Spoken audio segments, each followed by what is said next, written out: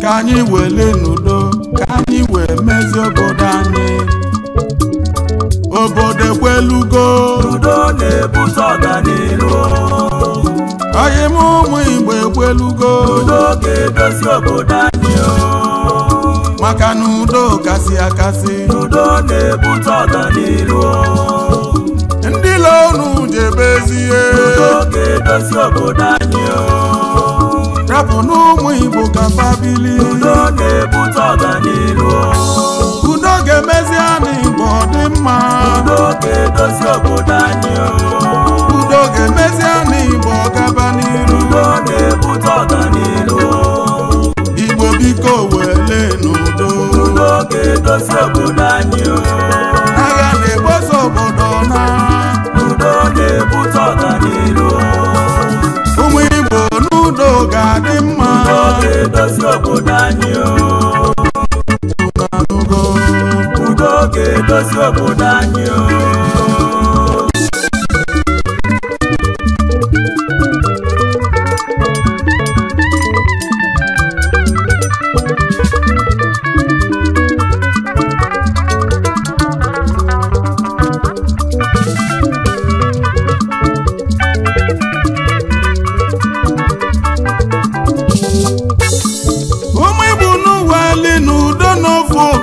Bilinu n'udo kasị akasị n'enu ụwa Chukwu. Unu biko weludo n'udo amakazi. Obodo ekwelugo n'udo ga-adelele. Ka anyị weli n'udo wee bili ọganiru ga-elu n'anyị aka. Ka anyị weli n'udo udo amaka mma. Onye bili be ya bilinu n'ịdị n'otu ga-adịnụ mma. Ka anyị weli n'udo ka anyị wee bili. Udo na-eweta ịfụnanya, udo na-eweta obi nwanne, udo na-eweta ọganiru obodo ka anyị bili. Ka anyị weli n'udo ụmụnne m. Udo ya ga-akasị mma n'enu ụwa inugo.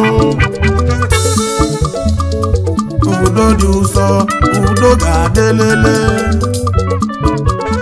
Obodo ekwelugo n'udo ga-adelele.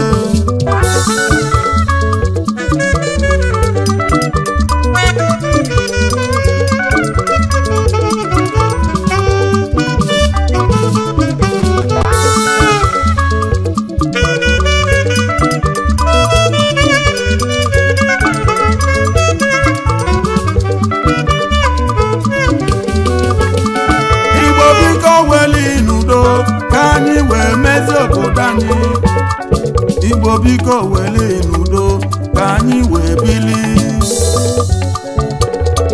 obodo ekwelugo udo na-ebute ọganihu ụmụ Igbo ekwelugo udo ga-edozi obodo anyị maka na udo kasị akasị udo na-ebute ọganihu ndị lonu jebezie udo ga-edozi obodo anyị hapụ n'ụmụ Igbo ka fabili udo na-ebute ọganihu udo ga-emezi anyị Igbo dị mma udo ga-edozi obodo anyị udo ga-emezi anyị Igbo gaba n'iru udo na-ebute ọganihu Igbo biko weli n'udo udo ga-edozi obodo anyị agha na-ekposa obodo naanị udo na-ebute ọganihu ụmụ Igbo n'udo ga-adị mma udo ga-edozi obodo anyị unu anụgo udo ga-edozi obodo anyị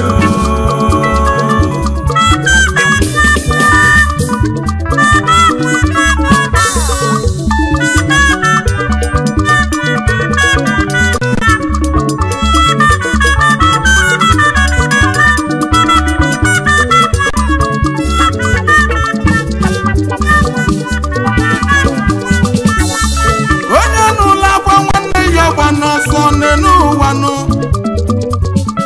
onye n'ụlọ akwa nwanne ya gba n'ọsọ nyelu ya aka bụ na udo dadazenụ n'elu ụwa Chukwu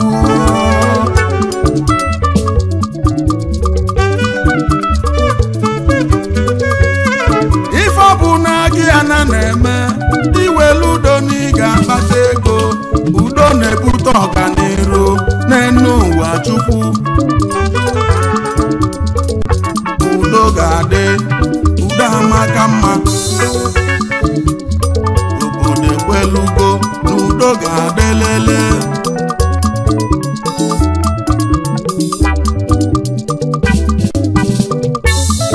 ịfụnanya ya mụrụ udo wee mụta ọganihu obodo wee nwebe akụ na ụba ka anyị chọba obi nwanne brọda onye bili be ya bili nụ n'ịdị n'otu ga-adịnụ mma n'ofe osisi ya na-emere ọfụma n'elu ụwa cha cha cha obodo ekwelugo n'udo ga-adị lele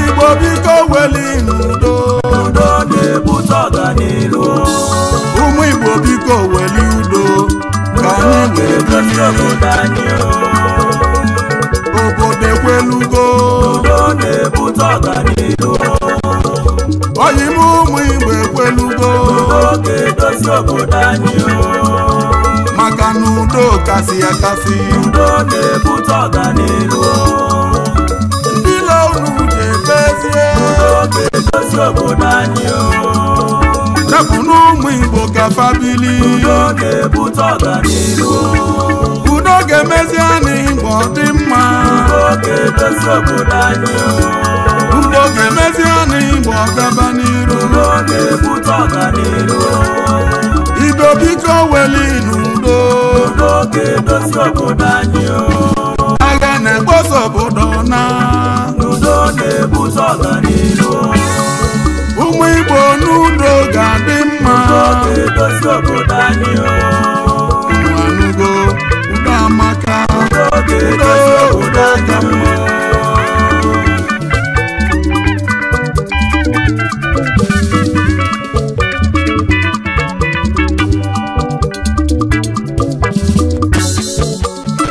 omenala n'ụka kwana bụ ofu n'enu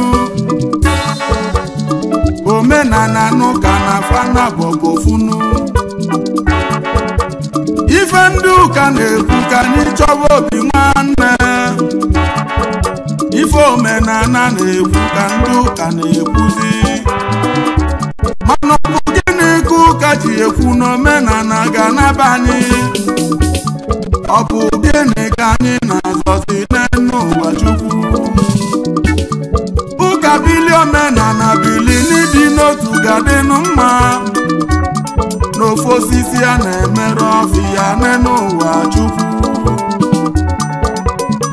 obodo ekwelugo n'udo ga-adịlele ka anyị teta ndị papa anyị ndị bụ anyị ụzọ wetibe egwu na ka anyị cheta ndị papa anyị na afa mele ọfụma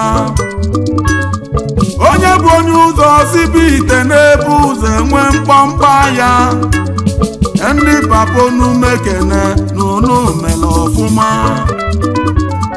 ka anyị cheta Celesti n'ukwu osite Ọsadebe ọzọ emene nsogbu ana o 77 na nago ka anyị cheta Captain Mudibe Alichukwu mana ndị ọzọ Oliver Dikokwe-Jebego afamokpo otobana ka Chukwu na-alụ mkpụrụ obi fa na ndụkwa na famili ọfụma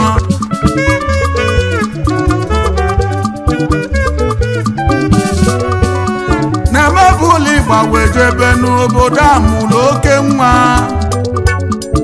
amansi ka na-ejeje mkpọba n'odogwu osike n'Igbo oke nwa odogwu dị be gị ife onye mmelụ keji malụnụ n'elu ụwa inugonu amarọ m ife nga-emelụ gị ịnụlị ya amarọ m ife nga-emelụ gị ezi oyi m ife ọmụ ị na-emelụ were ugerikazi osike ome mma ya na mmaanyị ya na ezi oyi m ogologo ndụ ya na-arụ isi ike ka mụ na-agọlụ gị n'ụwa ezinụlọ gị ga-adị ka ejinụ n'iso n'odogwu osike na ịbụ nwanne m osike na anyị ekene gị odogwu osike na anyị ekene gị onye ka na-ekwuzi maka ya nọ osike na anyị ekene gị Honorable Mr. Michael Chukwuje Ekemezie Chineche No. 1 Amansi Kingdom osike ndị Igbo niile Honorable Chairman Ochudo Age Grade Amansi Kingdom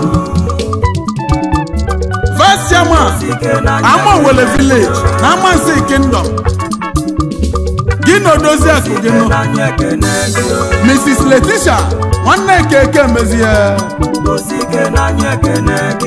Evidence ụmụ nwanyị niile na Amansi Kingdom ezi nwanyị mala obi dị ya anyị ejebezie n'Enugwu onye ka anyị ji ejezi Nwati na-emeli ife 1 n'Oduma Kingdom eze ndị Igbo na Gariki Amansi Kingdom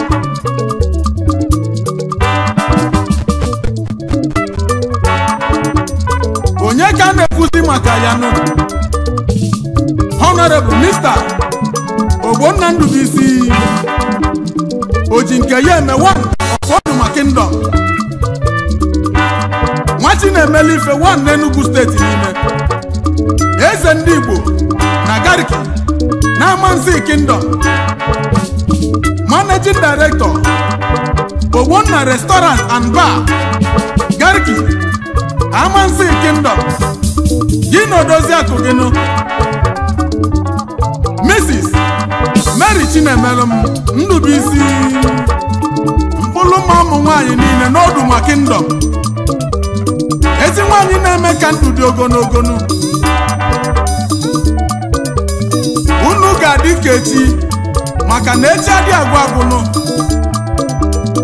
unu ga-adịle nwa welu ugono ije ka anyị chọba obi nwanne nụ